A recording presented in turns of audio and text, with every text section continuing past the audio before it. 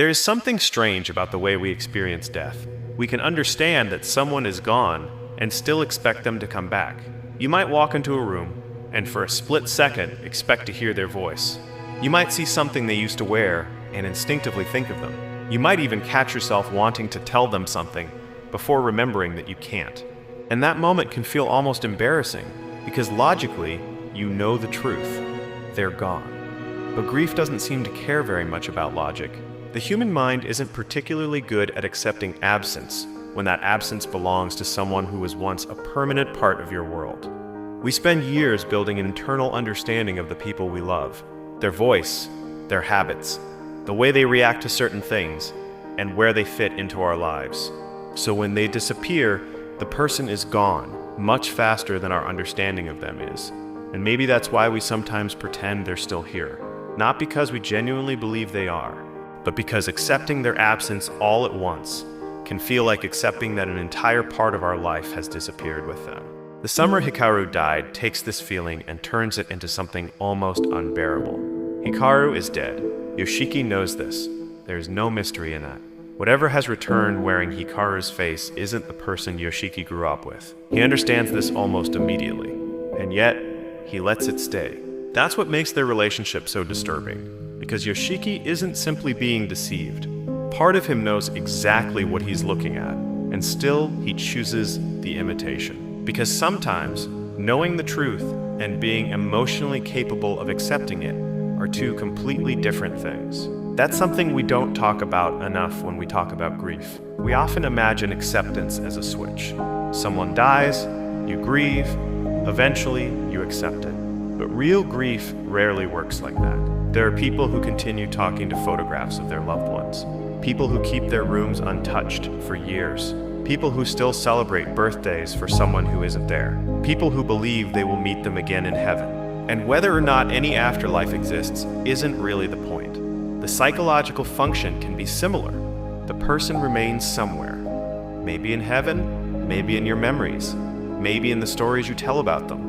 Because completely removing someone from your world can feel almost impossible when they spent years helping create that world in the first place. And this becomes even more complicated when the person you lose is a parent. Because losing a parent isn't only losing someone you love, you're losing someone who may have existed in your understanding of the world for as long as you can remember. Their voice might be part of what home sounded like. Their habits might be part of what childhood felt like. Their presence might have quietly existed in the background of every version of yourself you've ever known. And when they're suddenly absent, you aren't simply forced to understand that they're dead. You're forced to understand who you are in a world where they aren't.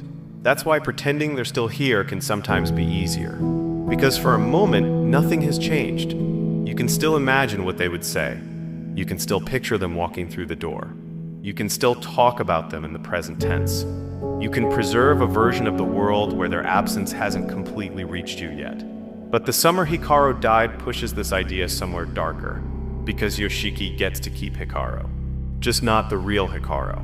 And that distinction becomes increasingly difficult to live with. The thing in front of him looks familiar. It remembers things. It speaks with a familiar voice. It occupies the space that Hikaru used to occupy.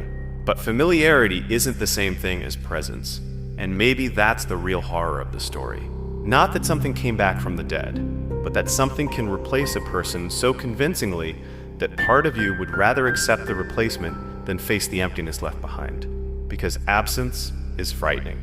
A photograph can't answer you. A memory can't walk through the door. Heaven, if you believe in it, is still somewhere you cannot reach right now. But an imitation can. It can sit beside you. It can speak to you. It can give you the illusion that nothing has really changed. And sometimes, an illusion is much easier to live with than the truth. But eventually, there is a question grief forces us to confront. If someone is gone, does accepting that mean we have to let go of everything they left behind? I don't think it does. Maybe acceptance isn't about pretending someone never existed. And maybe it isn't about forcing yourself to stop missing them. Maybe it's simply acknowledging that the relationship has changed. The person is no longer here in the way they once were. But what they gave you still exists. The things they taught you, the memories you carry, the parts of yourself that only exist because they were once there.